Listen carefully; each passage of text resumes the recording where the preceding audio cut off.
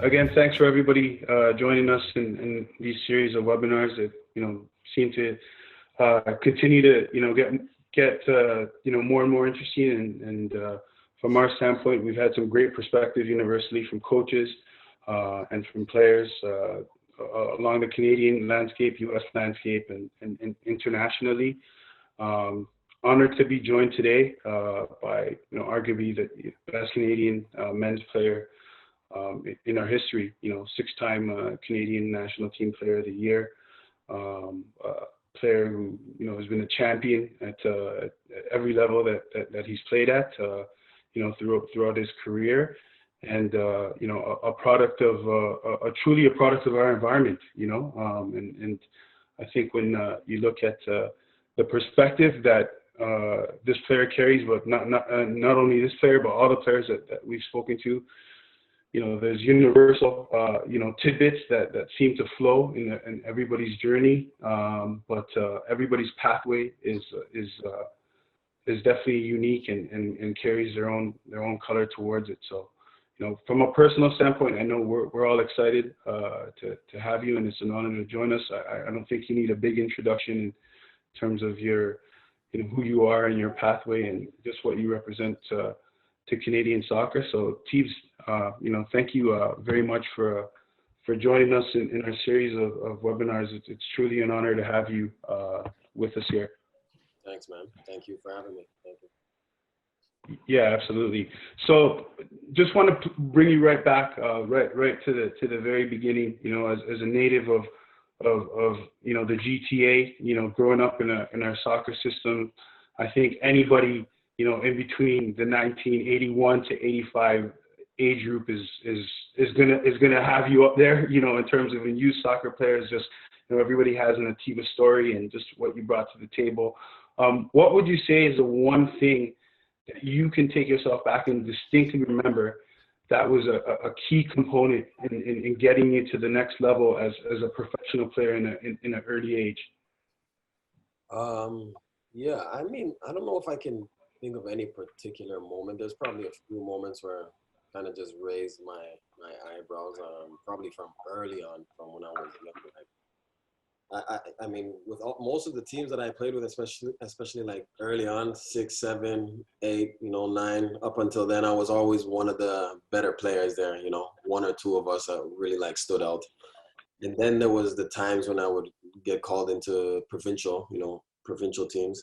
Actually, the first time I got called into the provincial team, I made the team, did okay. And then the second time, I didn't make the team. So kind of, I remember crying like crazy and everything like that. And, my father sat down and spoke to me. He's like, listen, what are you crying for? There's only one thing to do. You got to open your eyes now and realize it's time to work, put in the work.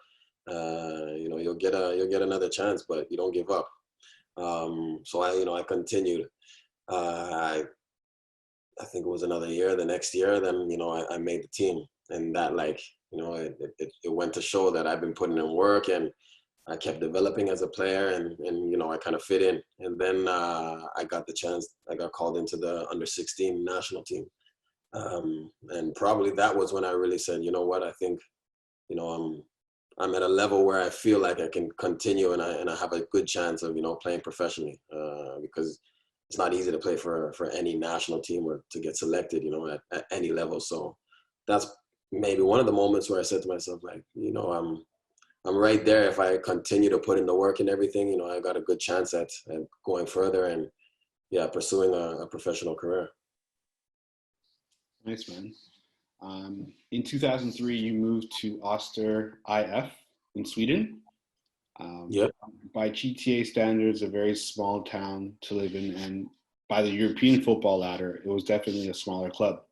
Can you reflect on your mindset going to the club?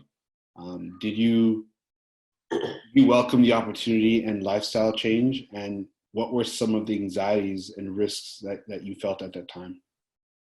For me, I spent a long time just trying to get my foot in the door to play in Europe. It really didn't matter where it was going to be.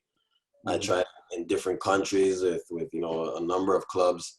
even MLS. I tried out with one team there, and I really wanted to play professionally. Obviously, I wanted to make it in Europe. So just to go to Sweden, how it happened was I went to Sweden. I trained with one team for about a week. Their team was set, and they didn't have any space for me. And then that coach sent me on to another team. And as well, they had, it was like a 2-day trial, and they as well didn't have any space for me. But that coach on the second team recommended me to another coach. He spoke to that coach. He said, "Look, give this guy a chance. He's a good player."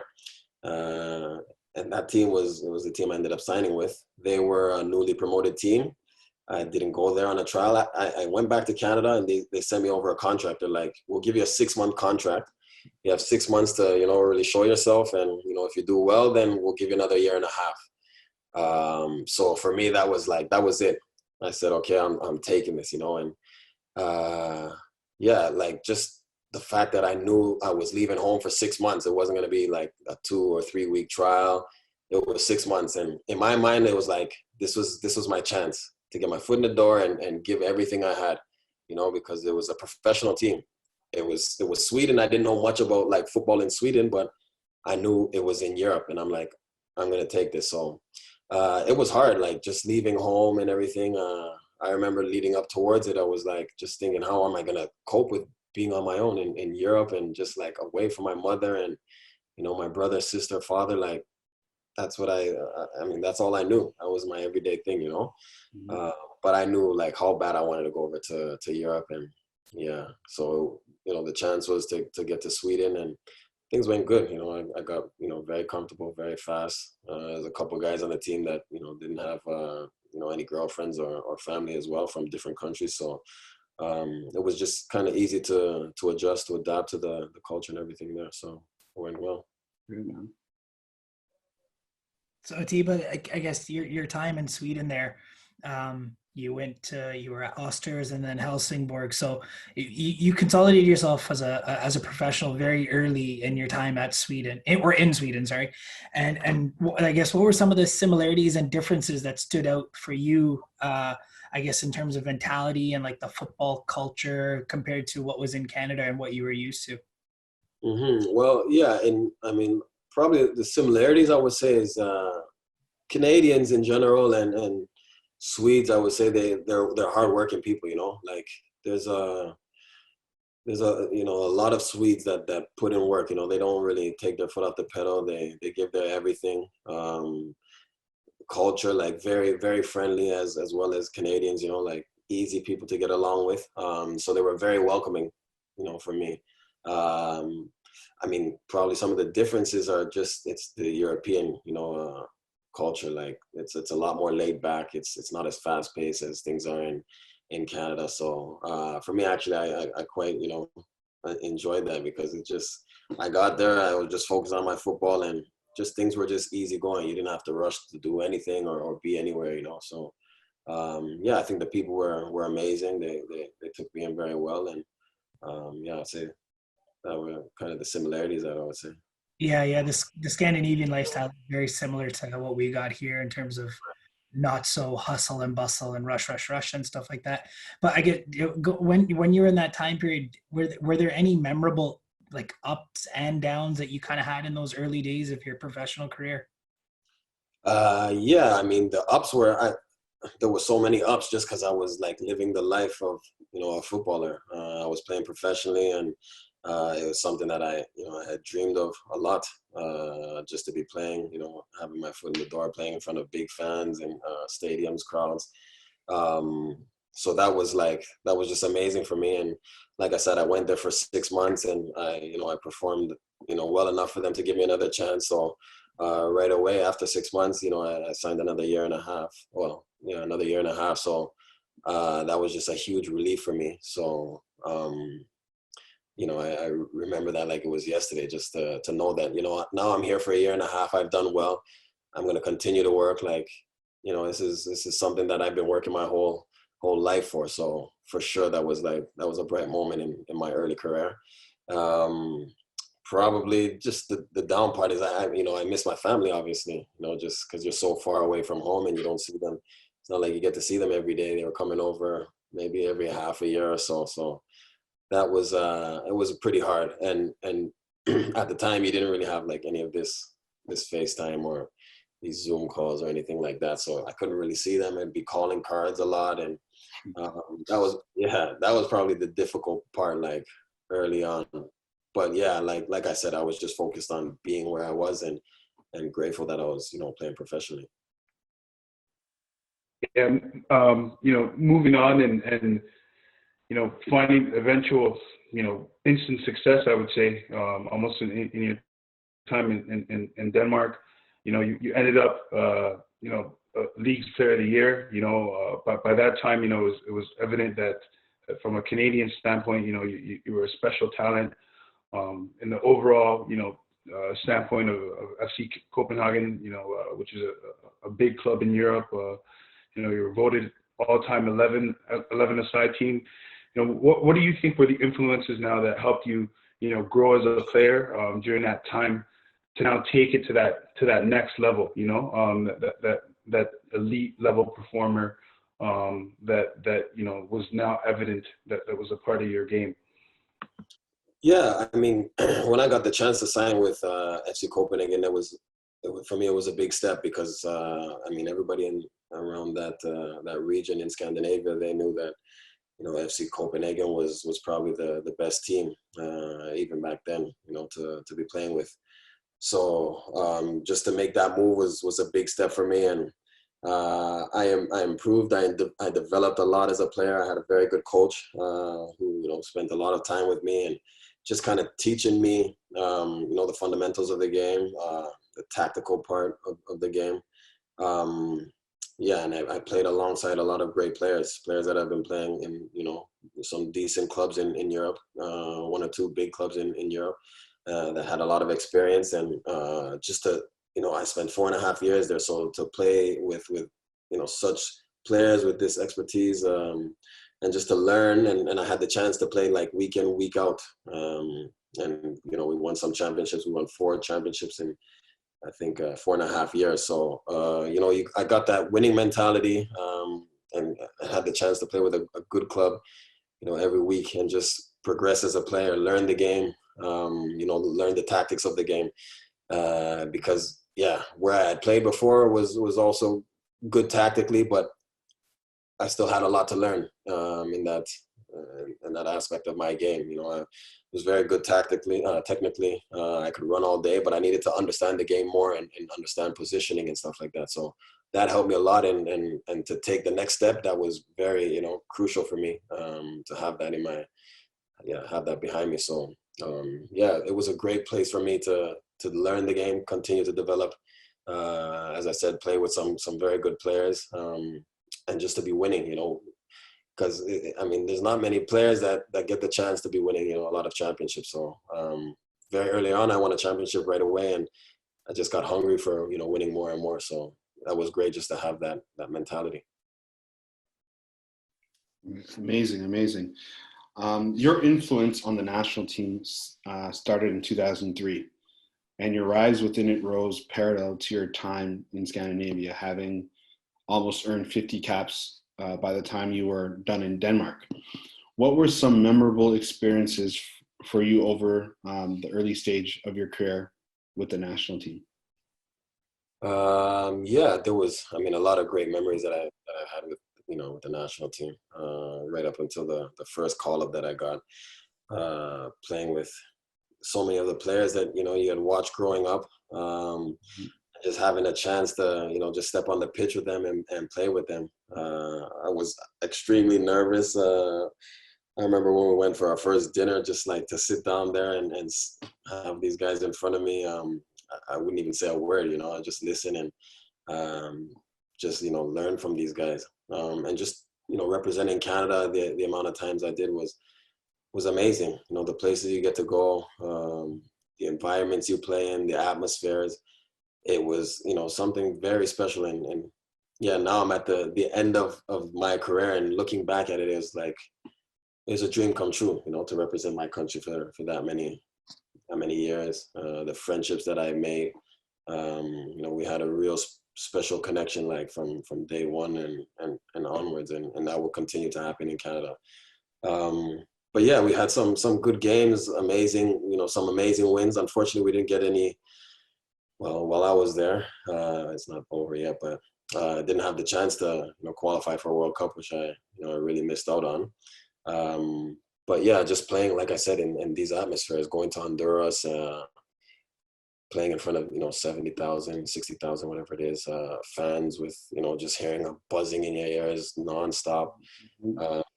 Playing in the Azteca, at high altitude. Just amazing games and experiences. It's something special. I remember we played against Panama, and we were just like, I don't know, it was 9, 10 o'clock playing some cards in the room where we were eating dinner, and we got to Panama at around, I don't know, must have been 6 o'clock in the evening, and they had been playing music, and you can't imagine how much noise they were making outside the hotel. And it just went on for the whole night. It didn't stop. Like, it never stopped once. We were trying to sleep, and you couldn't get any sleep. And these are like things that it makes your skin thick, because that's not something that you experience here in Europe for sure. So that's something I'll for sure. I don't think any of us that were involved in that game we played against Panama will ever forget. Like, if we can go through something like that, obviously the result didn't go the way that we would have hoped for, but just how it prepares you, to focus on a game. It's pretty crazy. But yeah, an amazing experience playing with the national team and the players that I played with. It's always been great. Yeah, it's funny, and speaking with Julian and his time in the national team, that was one of the moments that stood out for him, and I think looking back at players such as yourself that have played in such elite levels in Europe, I think it's one of the things that all athletes that we've had the opportunity to speak upon. Number one is representing your country is carries a different spirit. It's definitely a different accomplishment that one can feel is under their belt. And the second thing is just playing in CONCACAF is a unique experience. It's a different animal for any player that makes the game all more beautiful from that standpoint. So overall, just to touch on one more question with the national team, what was one moment that really stands out in those earlier parts, from a competitive standpoint, on-field standpoint, where you felt you can carry with you? Yeah, there's got to be a few. I just remember early on when we played, it was one of my first games. It might have been it was my debut, yeah, against the U.S. I mean, what a game it was to play. We played in Florida, and I just remember how nervous I was going into that game. Like, yeah, I had the chance to be representing my national team. We put in some good training with the players, and just to go out there and put on the jersey at the men's level, representing my country, playing in front of, I don't know how many fans it was. It wasn't a crazy stadium, but it was a big crowd, and that was one of the first times that I had a chance to play at that level. Playing for my country was something very, very special. We didn't win the game, but it was just an amazing experience. Nice. You talked about back like when you were in Honduras and the noise of the fans while you're in the hotel and stuff like that, and getting you like that thick skin. So now, after your 4.5 years with FC Copenhagen, you moved over to PSV in the Netherlands. Like what went through some of the great moments at that club, as well as tough ones that you had through like injury and having to play? I recall you having to play some different positions that you weren't accustomed to with FC Copenhagen, now at PSV. How did those moments like affect your mentality going into it? Yeah, well, playing with PSV was, for me, it was a very big step. Even before I signed there, I got a call from the coach, and when he called me, I didn't really believe it that it was true.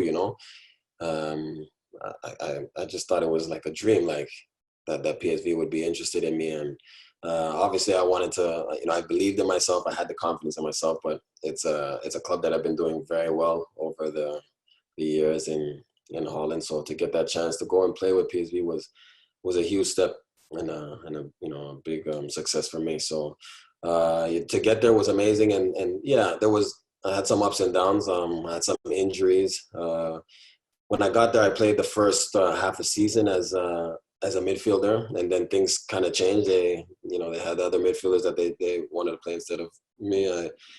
They pushed me back to right back position, and I hadn't played as a defender a couple of times as a center back with the under-20 national team in a World Cup, but that was it for the most part. So to play right back with a club that was used to winning, winning championships and winning every weekend. There was a lot of pressure playing a position that you're not very familiar with. So I had to learn pretty quickly. The good thing about, playing in that position with a team like that is we were a big team and a team that controlled a lot of the game. So it made it a little bit easier, but yeah, by all means, it wasn't easy to make that adjustment. And I said, look, if I want to, continue to be playing with this club and to help my career to go take another step, I need to do what I need to do, So I just said, look, I'm just going to give everything in every training session, give my 100% best and make sure I continue to develop as a player. And when I get my chance to play in the middle again, I'll get that chance. So I played probably overall, I don't know, maybe around a year as a right back. And the rest of the time I had a little bit of injuries, and then I played as well as a midfielder. So it just added variety to my game. I got more and more comfortable with it. And like I said, I put my head down and put in the work, and things paid off in the end. We had some good moments there. We won the Dutch Cup there. So that was a great experience. We were unfortunate not to win the league there. We came close the 3 years that I was there, but didn't win it. But it was great just to play with the players that I played with. A lot of, talented players. Some bigger name players that had been coming back to Holland from other countries. Mark Van Bommel, who had been playing with AC Milan, a big name player, and just to name one. But there was so many other talented players, younger, and have had great careers since then. Did you find like that move also? Obviously going to right back and stuff and playing out of position, and you use that as like a growth opportunity. Did you feel like there was a lot of like just generally on your in your mind or on your shoulders added pressure because you're at traditionally a bigger club in Europe, from going from Copenhagen to now PSV and stuff like that, or was it just it's felt the same to you? No, there was definitely more added pressure because playing as a midfielder, you know what you're going to do. You can, visualize how your game's going to be. It's something you've done your whole career. But to be, put in a position where you're not very familiar with, you don't know how things are going to go. You don't know how, the team's going to move around you.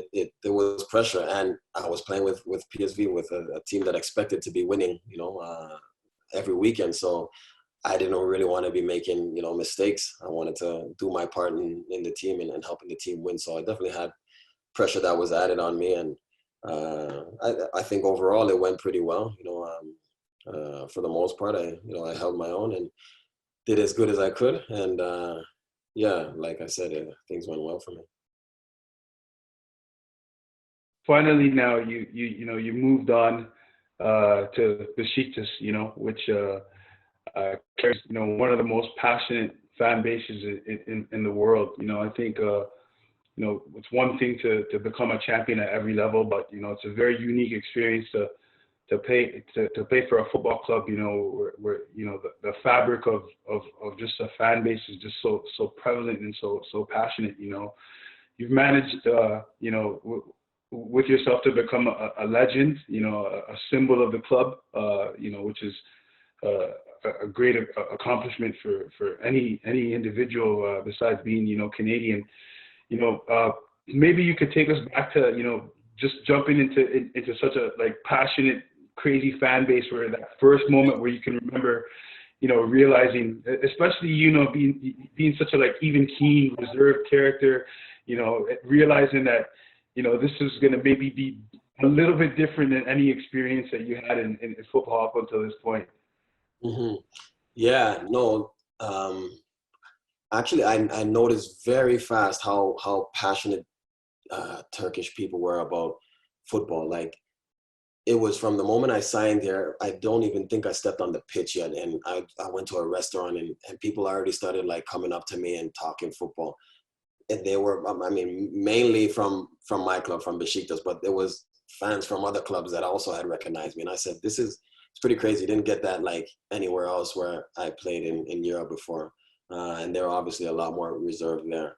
So I knew how big like football was before I even, kicked my first ball in a match for the team, extremely passionate. And I had known that there was a lot of passion and how crazy the fans were before coming here, because I had some friends that played in Istanbul before. So I was quite keen on coming here. And then, yeah, like I said, when I got here, I really noticed quickly how much they love football. You can't really go on the streets here and see anybody that doesn't have, a team that they support. They all have a team. And then it was pretty early on that we played our first game against Galatasaray. I think it was my third or fourth game in Turkey. So that's a crazy derby, and to play against them, like to see the fans, the passion that they had, the noise, like I think it was 80,000. We were playing in a stadium that it was like the national stadium, an Olympic stadium. 80,000 fans and like going berserk. Towards the end of the game, we had the fans start running on the pitch because things weren't going our way, and there was a player on their team who got a red card, and the fans started running on the pitch. Like, I couldn't believe it. Like, I said, this is Turkey, man. They're so into the game. Like, that's the love that they had to show, So it was a little bit scary at the moment, but I realized real quick, like, there's so much love for the game and how much passion they had. Yeah, definitely. Besiktas, they're definitely one of the most fiercest, supporters in Europe, and a unique experience for any footballer. I think when you talk about, like a Besiktas Galatasaray derby, I think from a soccer purist standpoint, really like a Boca Juniors or River Plate can just maybe compare in the same amount of passion and fever that goes into that. If maybe you can sort of reflect on, what was going through you, as maybe you were getting out on the tunnel and in terms of maybe your first derby match, and sort of what you had wrapped yourself around in that moment. Yeah.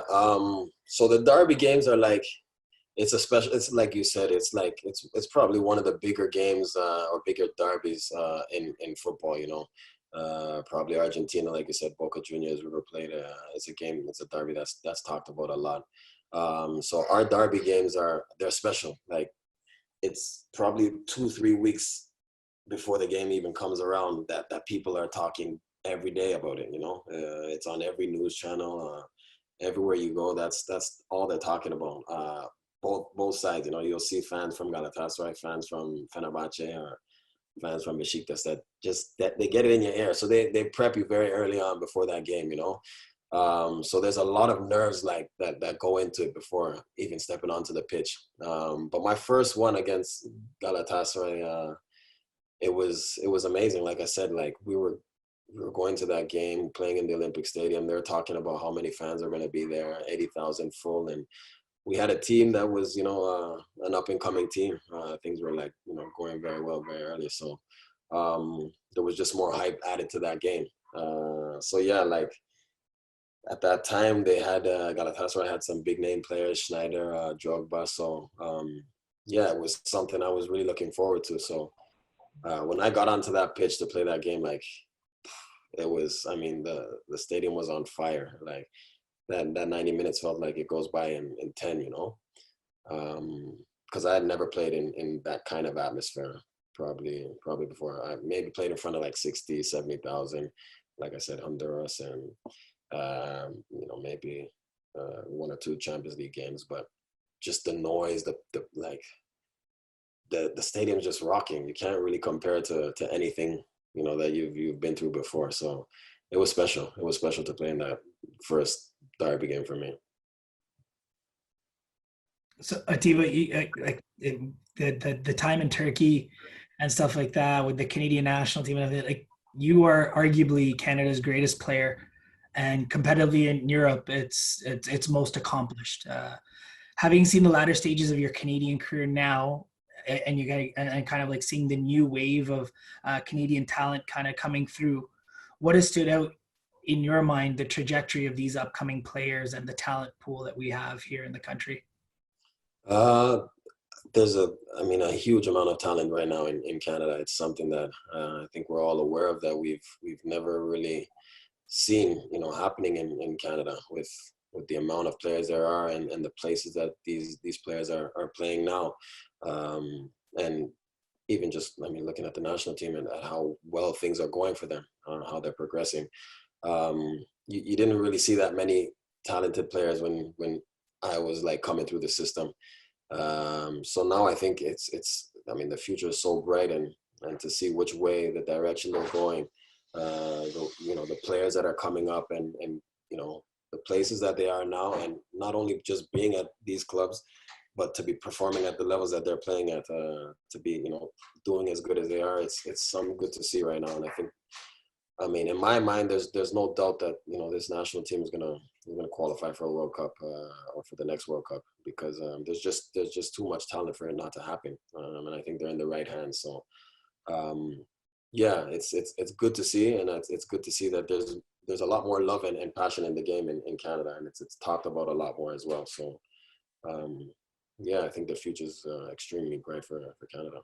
Yeah, and I owe it to, like, we could say as a group here collectively, we owe it to guys like yourself, Julian, and kind of paving a way in Europe. So what's a key trait you would say like these Canadian players need to kind of survive as a professional footballer? I think it's just work ethic. You know, things aren't ever given to you. You always gotta, you know, make sure you put in the work. Sometimes it's not just talent. You know, you could be talented enough, but if you're not putting in the work, you might come across a moment in your whatever it may be, if it's your career or in the early stages of your professional life, where you might not be, you know, getting a chance to be playing games. If you give up, then there's no chance. You know, you're just going to be going backwards. So you always got to continue to work. No matter how good you are, you got to put in the work ethic. Like you mentioned, Jules, Jules is a prime example of hard work. Like guys like this, Paul Stalteri, guys that I played with the national team. These are the guys that, you know, when I came into the system, I looked up to a lot, just to see the work ethic. And I think that's something that Canadians have inside of us. You know, we'll always give our 100% best, and I think that's something that we could, as a nation, should never lose. That's fantastic. So now let me have a little fun here, because I see that you have your whole Brampton squabble going on, and I see Amrik and Manny.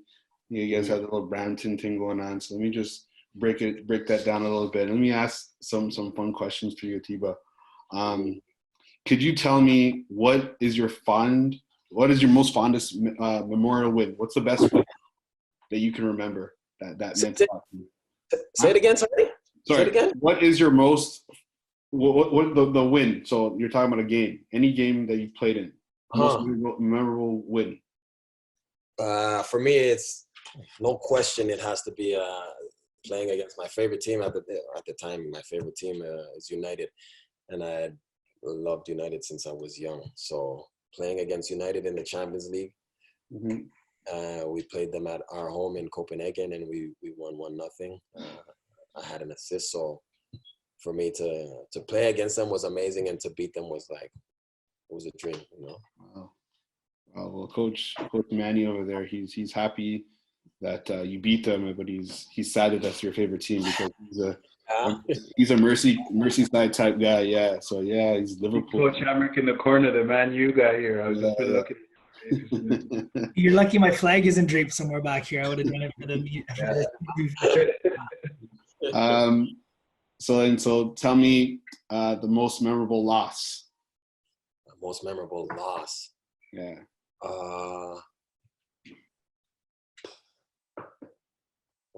Maybe which one would that be, man? I know your answer. Qualifier, huh? Not the qualifier. Gold Cup when you guys got robbed. Against the US. Yeah. Yeah, for sure. That one doesn't sit right with me for sure. That's right up there. Yeah. But also our loss against Honduras. I mean, that I was gonna say it took a long time to get over. I don't think I'll ever get over that. Like, I know me, myself, and a lot of players. That's something we just like could never get past. It took a long time to even get a proper night's sleep. So that was a hard one, man. Not only, I mean, obviously it wasn't cool losing 8-1, but it was a big game for us. Like we had a chance to, if we had gotten a result, to qualifying. So that was a hard one. Yeah. Who's the top player you've played with in your career? So one player who you think that, you know what, this is for sure, this guy's a baller. Mm-hmm. If you pick one player. Maybe Dries Mertens. Really, huh? Yeah. He could be one. Oh, man. Yeah, I would probably say Dries, man. He was like talented, and at the time I was playing as a right back, so going up against every day in training. I'm thinking as I'm speaking right now, so yeah, maybe Dries Mertens or even Memphis Depay. Really? Yeah. Yeah, and see, Amrik got excited because he played for Man U. I did, huh? Yeah, he got excited. Yeah. These were like I knew that like from early on that these guys were gonna have crazy careers because just too much talent, and I mean, Memphis was strong, physical, fast. He had everything. Could score goals. And Dries was like, if he's coming at you, you know he's going inside, but you can't stop it. Like it's goal. Like wow. Yeah. Good player. That's Jonathan's good friend too. Ooh, Dries Mertens. Yeah. Very, very good friend. Yeah. Of course, yeah. So what is your proudest moment in the club, in the country sense? Like you're for Canada. Did I ask that already? I don't think I asked that. No. So I know we talked about the loss and stuff. What was your proudest moment, wearing the Canadian flag? Could you tell us about a time? Proudest moment. Yeah, I mean, there's a lot. I don't know which one stands out. Pick one. I told you what my first one would probably be my debut. Mm-hmm. I don't think anything is bigger than getting your first chance, for me at least. Mm-hmm. I mean, we had some good wins and everything, and we've always been strong as a team. Like the atmosphere and everything in the team was always amazing, and we, it was just always nice to represent Canada. But getting my first chance to represent my country was, for me, that was my dream come true, for sure. Fantastic. Two more to go. Yeah. Who was the greatest leader you've had played with in your career? Greatest leader. Yeah. Someone who might have motivated you in a different way, in a special way. Yeah, probably just early on in my career when I played in Copenhagen. It was our team captain, Tobias Linderoth. He played alongside me in the middle. Like crazy hardworking in every training session. Like forget the games, just from training session, how hard he would work. So to see that work ethic from him was very vocal, and I think that pushed me on a lot. Like I would look at a lot of the things that he was doing, and just I knew I had to work as 10 times harder than him if I wanted the chance to be playing, especially playing alongside him. So that was good for me, like very early on in my career. Nice. And finally, management or coaching after your career is done. What does Atiba Hutchinson plan on doing? What's the end game for him? Yeah, probably. I mean, I'm more along the lines of coaching. I think Which level, I'm not sure. I'll find that out if I get into it. But I feel like I have a lot to give, especially for the youth. I think I can help out the youth a lot, and I think I would enjoy it as well. So for me, I think maybe a good starting point is to start off at a level where I'm teaching the youth, and kind of move on from there, see how things go. Because I don't know if I'm ready to go into like coaching a first team or anything like that right now. I need to get experience and everything, and I think I would really enjoy coaching at a youth level to start with, for sure. So. Yeah, we would definitely welcome something like that. I think from our standpoint, there hasn't been enough football hierarchy that we can really look up to as reference points from a youth standpoint, and even from a coaching community in general. And nothing is going to be personal reference and personal experience. And we thank you, Atiba, for sharing in some of those moments and some of those reflections with us. When we go back and speak of players like you, although I do think from a Canadian standpoint and from a youth soccer standpoint, we're at the greatest point that we've ever been. I think players like you, it's really evident that it's going to take a little bit more than a generation to replicate, not only in talent level, which was an amazing to watch, but just in and mentality. And I think when you really look at the whole landscape of your career, it's such an incredible journey, and it couldn't happen to a better guy. Just knowing the type of character that you are. I just remember always keeping tabs on you, as obviously being from Brampton and things of that nature. And just one day looking at I think it was your son's Instagram page, and he had like hundreds of thousands of followers, and he was only like a toddler. And I just said, wow, this guy's like such an absolute rock star. He's made it like that deep in terms of the game, and it couldn't have happened to such a better, even keen, well-rounded person. So, it's a great example, and it's definitely hard to replicate what you brought to the table. But may you continue to blaze a trail for us on the soccer side, and lead Canada, hopefully, as I know that life in Turkey and that food especially may be hard to plug away from after it's done, but we'll always roll out the red carpet to any opportunities like that, Atiba. And thanks again for joining us. Thank you, man. Thank you. Much appreciated. Thank you for just giving the time to me to sit down and talk with you guys. It's been good. I've enjoyed it.